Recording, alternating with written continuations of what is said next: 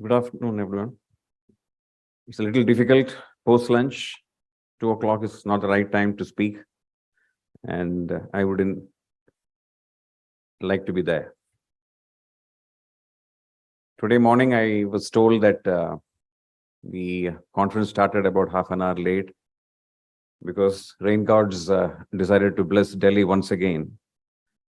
But the irony is, if I just quote something to you now, India happens to be the world's most populous nation.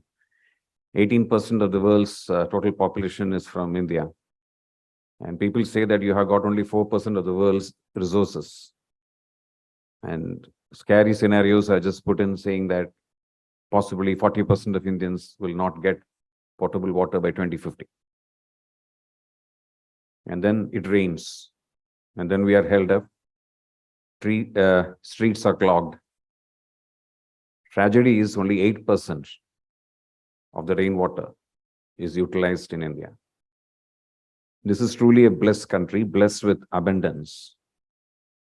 The problem in this country is basically we have good degrees today in India, but we lack the ancient wisdom.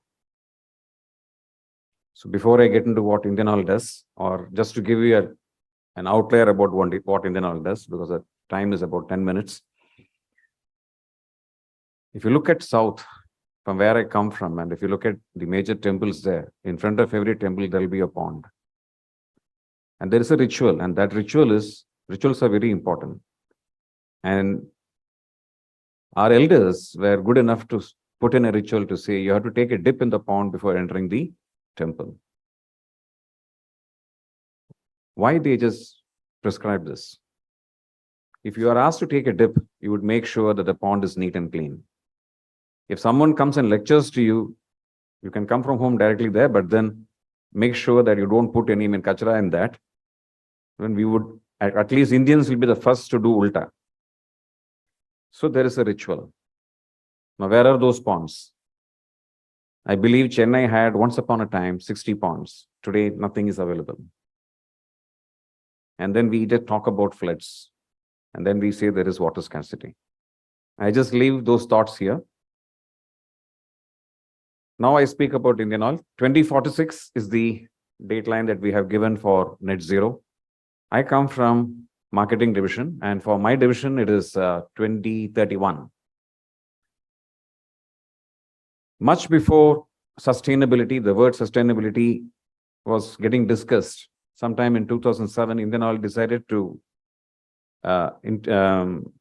introduce solarization in their retail outlets. And today, across 22,000 retail outlets, solarization has been done. About 124 megawatts of installed power capacity is there, solar capacity is there. I'm just highlighting a few things. There are a lot many to be said. You look at the renewable energy portfolio of Indian Oil. Today, it is at 240 megawatts. We plan to hike it to about 5 gigawatts by 2046. When you talk about water management,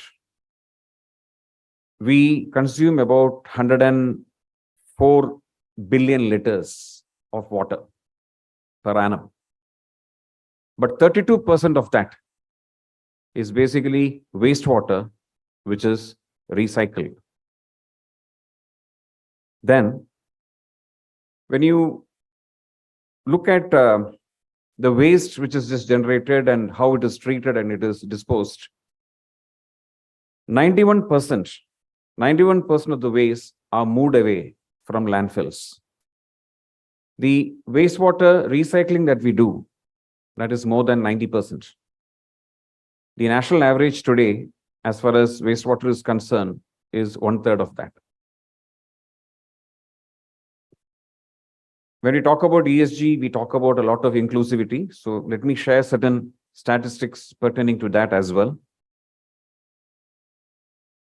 For educating the girl child and to provide opportunities to girl children, we have a beautiful program called Vidusha. This is for girls from socially and economically backward sections to be helped out. And they are given special coachings wherein happy to share about 45 girls got admission to IITs and NITs the year before last. For lady employees, again, something which is very unique, which we introduced last year. For any lady employee going on tour, irrespective of whether she is a joinee, a recent joinee, or someone who is quite senior, a car will be made available to that lady officer. And if she has a baby in arm, then tickets and accommodation is also provided to one person who can accompany the lady officer. When COVID wave 2 especially hit us and hit us bad, and we were gasping for breath, literally, 245 IMOs were imported within 15 days by Indian Oil and dispatched to places as high as north, where the maximum issues were there. As far as art and our culture is concerned, we have an Indian Oil Foundation, which takes care of our ancient heritage. And during this COVID entire phase, the foot soldiers of Indian Oil, that is the pump attendants whom you see, the delivery boys of LPG whom you see, the truck drivers whom you see, we introduce insurance for them to just take care of their health. And in case there are, if there is an unfortunate death, then we also just came up with a compensation for their family. So this apart, many of you may also be aware, Cheetah project, which has been launched with great ambition by the central government, Indian Oil has already committed a funding of around 50 crores over the next 5 years. Cheetah is getting reintroduced in India after 1952. If you look at the, I would say this corals in Vadinar. Vadinar, we have a 4-decade-old oil pipeline, and which was to be just replaced. And we realized that those corals which are there would get destroyed. So in association with the Zoological Society, we got those corals relocated. And olive ridley turtles, which are an endangered species, in association with the Wildlife Department in Odisha, as well as in Tamil Nadu, we have got involved there, wherein the eggs which are preserved in hatcheries, and then they are, carefully let into the sea. That entire project is being funded by Indian Oil. You also have ecological parks being just created everywhere across various refineries. About 2,500 hectares of ecological parks and greenery has already been created by Indian Oil. And last year in Haldia, about 20 lakh mangroves were planted in Haldia alone. I think that translates to somewhere about 10 million tons of CO2, which is getting saved or absorbed rather. So there are lots of areas where, apart from what we deal with as oil, there are lots of areas we just get into. This year, in fact, we have embarked on a very ambitious program.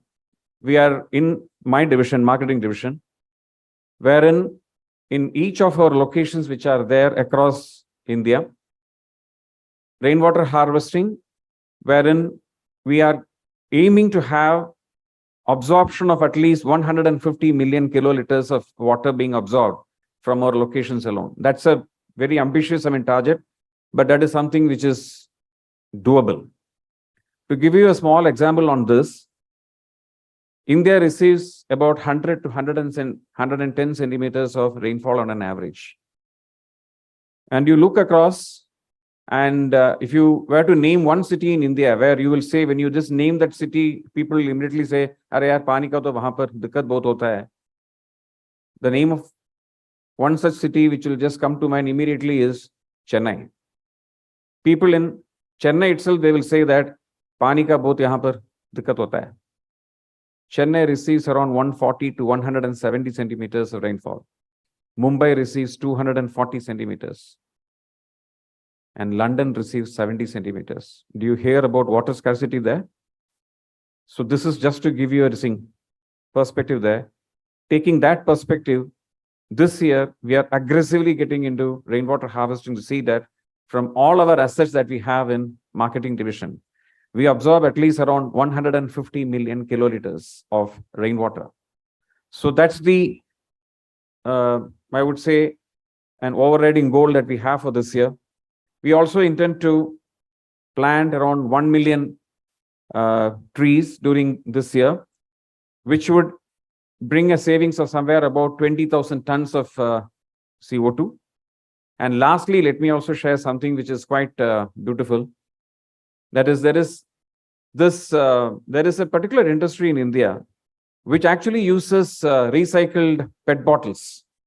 And then they actually just crush the bottle, create fibers, convert it into a yarn, and then blend it with cotton, wool, whatever. And then they make apparels. There are such companies who are there. So with a 30% blend, with one shirt and one pant, around 11 kg of CO2 can be saved. So what we have just decided to do is, for all the pump attendants that you see at an Indian Oil outlet, as well as the LPG delivery guy who was there, for the uniforms that we give, we have decided to use this kind of a material. This would actually save around 10,500 tons of CO2.